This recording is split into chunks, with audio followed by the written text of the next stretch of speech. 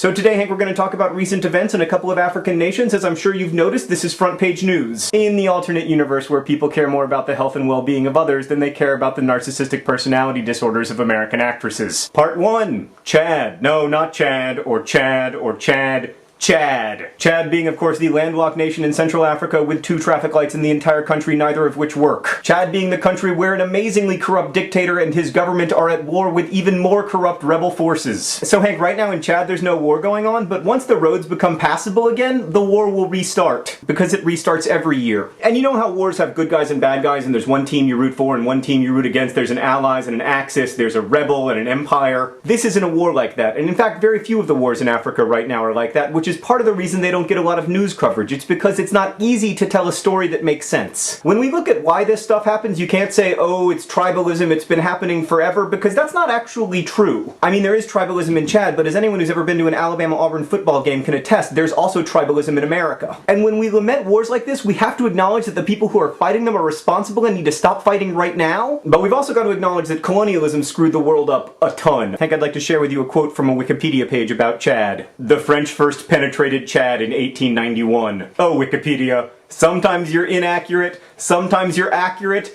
and sometimes you are even more accurate than even you realize. How did it feel when the French penetrated you? It was uncomfortable. I didn't enjoy it. I was afraid. And then after 1891, did the French ever penetrate you again? Oh my, yes, they penetrated me repeatedly. Part 2. Pirates, here played by Willie because I don't have any pictures of actual pirates. Okay, so quick historical background. Somalia is a country on the east coast of Africa. It gained its independence in 1960. In 1969, it had a military coup because that's what everybody was doing back in 1969. And the guy from that military coup, General Barre, maintained power until 1991. At which point there was a coup and he was removed in favor of no one. No joke, Hank.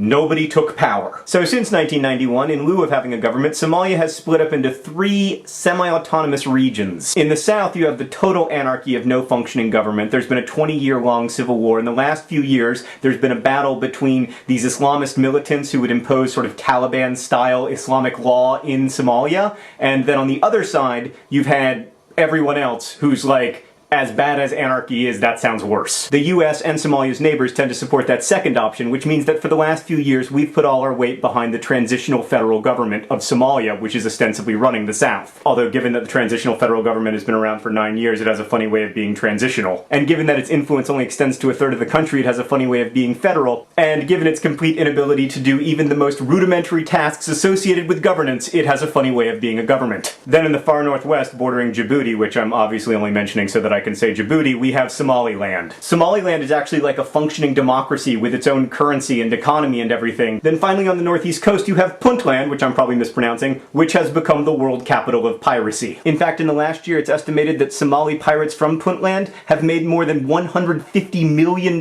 in ransom. Hank, in a country where the average person makes $1.50 a day, $150 million is a lot of Djibouti. Sorry. But seriously, Hank, in the context of the larger Somalian tragedy, I would argue that the problem of piracy, while serious, is a little bit marginal. Sorry. So here's my question. Who's at fault for the piracy? Who's at fault for the wars in Chad? Is it the combatants themselves? Is it France and Italy and Britain for their disastrous colonizations of these countries? Is it us for not paying attention to these wars in which tens of thousands of real people are really dying? Those aren't rhetorical questions. I really want answers. Hank, congratulations on the hugely successful release of your first album. Buy Hank's album. I can't wait for the first song Wednesday. I'll see you then if I don't see you before.